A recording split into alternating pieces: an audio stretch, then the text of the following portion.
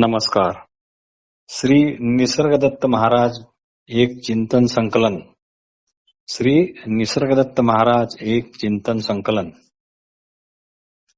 भाग 58. श्री निसर्गदत्त महाराज म्हणतात, सध्या तुम्हाला तुमच्या मीनेच भेडसावून किंवा भंडावून सोडले आहे. मी म्हणून तुम्ही स्वतःला जरी या संबोधनाने संबोधता व आवडीने जरी आपण एखाद्या गाढवाचे नाव रामदेव किंवा कृष्णदेव ठेवले तरी गाढव ते गाढवच राहणार. रामदेव किंवा कृष्णदेव कधीच होणार नाही. त्याला लोक गाढवच म्हणणार. तसेच हे जग म्हणजे केवळ नामाचाच उसना बाजार आहे. याच नामाच्या बाजारात आपण मात्र खरोखरचे हरवून गेलो आहे. मला सांगा, मुंबईच काय, कुठलेही गाव घ्या, खेडे घ्या, वस्ती घ्या, वाडी घ्या, इथे जे काही लोक राहतात त्यांनी सिमेंट, लोहा, लोखंड, रेती, गिट्टी, बास, बल्ले, टीन, टप्पर यांच्याशिवाय काही घरे बांधली आहेत काय हो? अर्थात ही सगळी सामुग्री वापरूनच घरी बांधली आहे. आता समजा तुम्हाला कोणी म्हणाले, हे बघा, तुम्ही उद्या मुंबईला जात आहे असं मी ऐकलं, तर तुम्ही माझ्याकरता थोडी मुंबई आणाल काय? मला ही इतकी नावाजलेली मुंबई कशी काय आहे ते एकदा स्वतःच्या डोळ्यांनी पाहायचे आहे. तर आणणाऱ्याने काय आणले? एका पिशवीत दगडधोंडे, माती, गिट्टी. दुसरे तेथे मुंबई म्हणून त्याला काहीच सापडले नाही. हा दृष्टांत खुद्द श्री सिद्धरामेश्वर महाराजांनी दिलेला आहे. म्हणजे थोडी मुंबई आणा म्हटले तर दगडधोंडे, टीन, टप्पर हातात घेऊनच यावे लागेल. तात्पर्य सर्व केवळ नावाचा खोटा बाजार भरला आहे. देहाची आठवण वर्ज केली तर तुमची काहीतरी लायकी राहील तरी काय? कायेची आठवण आहे म्हणूनच पतीला पत्नीची आणि पत्नीला पतीची गरज आहे आणि सोबत भोजनाची पण गरज आहेच. श्री महाराज म्हणतात, देह म्हणजे काळाचे अवस्था दर्शन होय. देह म्हणजे कालाचे अवस्था दर्शन आहे. जन्म, जरा, मृत्यू या काळाच्या अवस्था देहाला कायमच्याच चिटकलेल्या असतात. पण जर तुम्ही तुमच्या असणेपणाला जर चिटकून राहिला, रिमेन विथ असणेपणा असं म्हणा, व मनापासून म्हटले की, आणि हे असणेपणाला चिटकून जर तुम्ही मनापासून केले की हा देह राहिला काय किंवा नाही राहिला काय, काही फरक पडत नाही. कारण या क्षणी तर मी असलेपणाच आहे. मग मी व्यर्थ. जन्म झाला हा भूतकाळ, जरा हा सध्याचा वर्तमान काळ व मृत्यू हा भविष्यकाळ का म्हणून मानू? काय गरज आहे तो मानण्याची?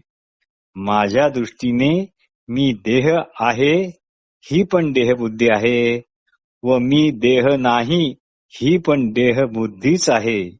कारण दोन्ही ठिकाणी तुमचे लक्ष देहावरच केंद्रित आहे. श्री महाराज म्हणतात, आणलेले घड्याळ समजा बंद पडले तर ते मेले म्हणून कुणाला काही शोक होईल का हो? तसे देहाला घड्याळ समजा, ते घड्याळ कधीतरी बंद हे पडणारच. पण घड्याळ बंद पडले म्हणून काळ बंद झाला की काय? काळ थांबला की काय?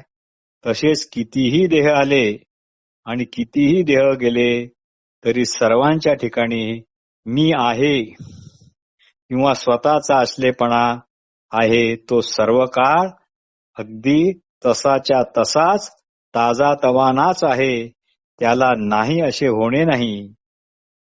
बाळाचा मृत्यू म्हणजे सर्वच बाळांचा मृत्यू असे तर होत नाही ना. एखाद्या बाळाचा मृत्यू म्हणजे सर्वच बालकांचा मृत्यू असे तर होत नाही ना. तुम्ही एक पक्षी मारला याचा असा तर अर्थ होत नाही ना की तुम्ही पृथ्वीवरचे सगळेच पक्षी मारून टाकले म्हणून. जीवन जीवन म्हणून तितक्याच उत्साहाने कार्यरत आहे. जीवन जीवन म्हणून तितक्याच उत्साहाने कार्यरत आहे. मग दुःख कशाचे? माझे घड्याळ बिघडले, पडले, त्याचा चकनाचूर झाला, ते मागे राहते, ते घड्याळ पुढे जाते, याचे दुःख करणे हे निव्वळ वेडेपणाचे आहे. श्री महाराज म्हणतात, तू तूच असल्याचा जागेपणा देणारे तुझ्या सोबतच आहे. तू तूच असल्याचा जागेपणा देणारे तुझ्या सोबतच आहे. ते तुला कधीच सोडून जाणार नाही. ते सुद्धा याच क्षणी आहे व तितकेच ते इतर प्राणीमात्र्यांना त्यांचा त्यांचा असलेपणाचा जागेपणा देणारे त्यांच्या सोबतही याच क्षणी आहे. मग तुझे घड्याळ बंद पडले तरी असलेपणाची टिकटिक सर्वकडे वाजतच आहे, सर्वीकडे जशीच्या तशी आहे. मग इतके मृत्यूच्या भयाने रानोमाळ का भटकावे? म्हणून भटकणे बंद कर, थांब. जगात ऐकलेले शब्द घेऊन तुम्ही आपसात केवळ भांडत आहात. जगात ऐकलेले शब्द किंवा तुम्हाला बळजबरी ऐकवलेले शब्द हे घेऊनच तुम्ही आपसात केवळ भांडत आहात. कुणी कुणी फेकलेले शब्द तुम्ही उराशी बाळगलेले आहेत. कुणी कुणी फेकलेले शब्द तुम्ही उराशी बाळगलेले आहे आणि त्याविरुद्ध दुसरे कुणी त्यांचे शब्द फेकले तर तुम्ही एकमेकाची हत्या करता, केवळ आणि केवळ शब्दांकरता. श्री महाराज मोठे मार्मिक विधान करतात की तू तू म्हणून जेव्हा तुझ्या असलेपणाचा जेव्हा निषेध होईल तेव्हाच जगाचा पण आपोआप निषेध होईल. श्री निसर्गदत्त महाराज एक मोठे मार्मिक विधान करतात की तू तू म्हणून जेव्हा तुझ्या असलेपणाचा जेव्हा निषेध होईल तेव्हा जगाचा पण आपोआप निषेध होईल. म्हणून ध्यान शब्दाला भूलू नका. ध्यान शब्दाच्या आकर्षणात पडू नका. 108 विधी वगैरे चक्करमध्ये पडू नका. ध्यान शिकण्याकरता पैसे देऊ नका, कारण ते विकत कधीच घेता येत नाही. आज जगभरात ध्यान शिकवण्याचा धंदा जोरात चालू आहे. जे कृष्णमूर्तीने याचा वारंवार उल्लेख आपल्या प्रवचनात केला आहे. तर ध्यान म्हणजे आपल्या ध्यानी आपल्या असणेपणाचे ज्ञान म्हणजेच ध्यान. तर ध्यान म्हणजे आपल्या ध्यानी आपण असल्याचे ज्ञान म्हणजेच ध्यान. आपला असणेपणा म्हणजे आपली आपल्या ठिकाणी असलेली आपलीच जाग. आपला असणेपणा म्हणजे आपली आपल्या ठिकाणी असलेली आपलीच जाग, हाच स्वयंप्रकाश. या प्रकाशाला उदय अस्त नाहीत. श्री महाराज विचारतात, तुला तू असल्याचे कळते, तुला तू असल्याचे कळते, ते का कळते असा जर तुला प्रश्न विचारण्यात आला तर. श्री महाराज विचारतात, तुला तू असल्याचे कळते, ते का कळते असा जर तुला प्रश्न विचारण्यात आला तर. पण हा प्रश्न म्हणजे ते का कळते आपण केव्हा विचारू शकतो? तुम्हीच अगोदरचे असल्याचे कळते म्हणूनच ना. तुम्हीच अगोदरचे असल्याचे कळाले म्हणूनच तर ना. म्हणून केवळ कळतेपणाशी चिटकून राहा.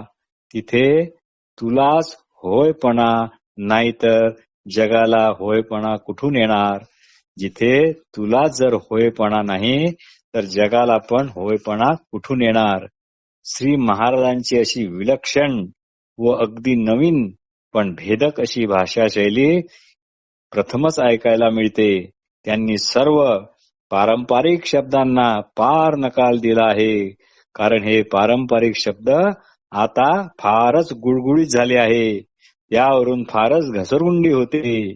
स्पर्श, श्रवण, रूप, रस, गंध यांचे तुमची जाणीवच तुमच्या नकळत फोटो घेत असते. स्पर्श, श्रवण, रूप, रस, गंध यांचे तुमची जाणीवच तुमच्या नकळत फोटो घेत असते. हे तुम्हाला ठाऊक आहे का?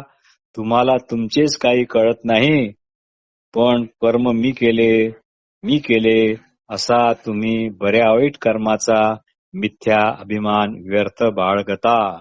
आतून सर्व काही आपोआप होत आहे आणि वरून तुम्हाला वाटते मी केले म्हणून मिथ्या अभिमान सोडा. श्री गोंधळकर महाराज म्हणत, शास्त्रदृष्ट्या माणूस हा जरी प्राणी असला तरी प्राण्यात आणि मनुष्य प्राण्यात फार फरक आहे. मी प्राणी आहे अशी जाणीव इतर प्राणी मात्रात नाही, केवळ आहे म्हणून आहे इतकाच त्यांचा बोध आहे. पण मी माणूस आहे, मी चिंतनशील आहे याची स्पष्ट जाणीव मनुष्य प्राण्याकडे आहे. मी पणाची माणसाप्रमाणे इतर प्राणी मात्रात जाणीव नसल्यामुळे त्यांचे जीवन निसर्ग नियमाला धरून अगदी आनंदाने चालते. त्यांना फक्त इतर जीवापासून भीती वाटत असते की आपण यांच्या भक्ष्यस्थानी पडू की काय. त्यांचे जीवन सगळे निसर्गाला धरूनच असते. पण माणसाचे जीवन निसर्ग नियमाला धरून चालेल याचा भरोसा नाही. समजा एखाद्या वाघाचे पोट जर भरलेले असेल, त्याला भूक लागलेली नसेल, तर तो त्याच्या समोरून जरी एखादा मनुष्य प्राणी गेला तरी त्याची तो हत्या करणार नाही. कारण त्याचे जीवन निसर्ग नियमाला धरून चालते. पण माणसाचे जीवन निसर्ग नियमाला धरून चालेलच याचा भरोसा नाही. त्याला त्याच्या जीवनात इतर प्राण्यापासून भय असते. पण त्यात भर म्हणून की काय, त्याचेच त्याला भय वाटते आहे. माझ्या मागे लोक लूटपाट करून माझी संपत्ती तर नेणार नाही ना. मी फार आजारी पडलो तर कुणीच नसेल ना माझ्या सेवेला, का मला असेच टाचा घासत मरावे लागणार. पण मीपणाच्या जाणीवेतून प्रगट होणारे सामर्थ्य जर त्याने आत्महितासाठी वापरले तर स्वतःचा वैरी न होता तो स्वतःचा मित्र होईल. माणसाची बुद्धी एखाद्या दुधारी शस्त्रासारखी आहे. ती आत्महित पण साधते आणि आत्महंता पण होऊ शकते. श्री गोंदवलेकर महाराज कधीच नवीन ग्रंथ लिहिण्याच्या भानगडीत पडले नाहीत.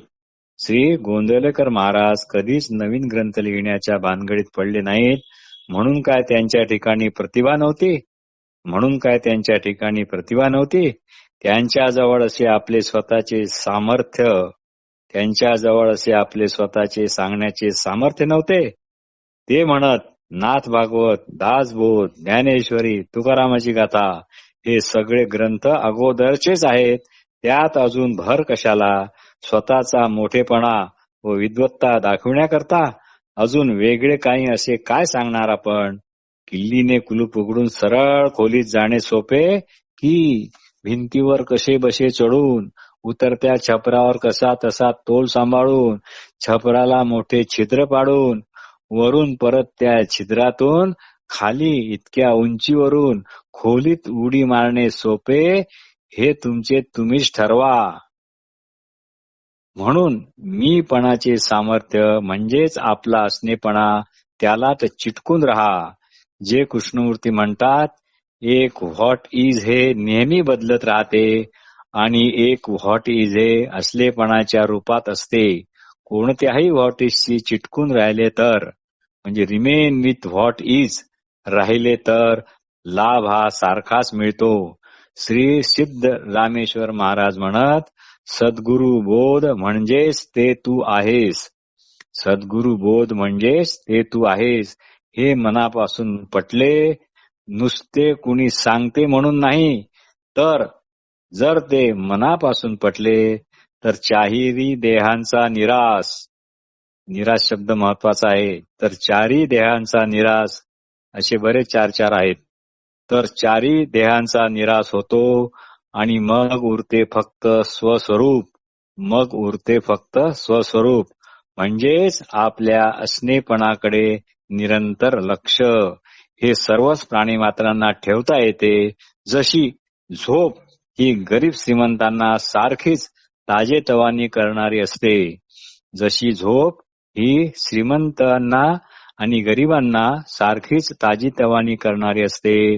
गाढ झोपेत सर्व एकाच प्रकारचे सुख उपभोगतात. गाढ झोपेत सर्व एकाच प्रकारचे सुख उपभोगतात. 10 लाख देणे असलेला ऋणको, 10 लाख देणे असलेला ऋणको हे 10 लाख कसे देऊ या विचारापासून, या चिंतेपासून मुक्त असतो.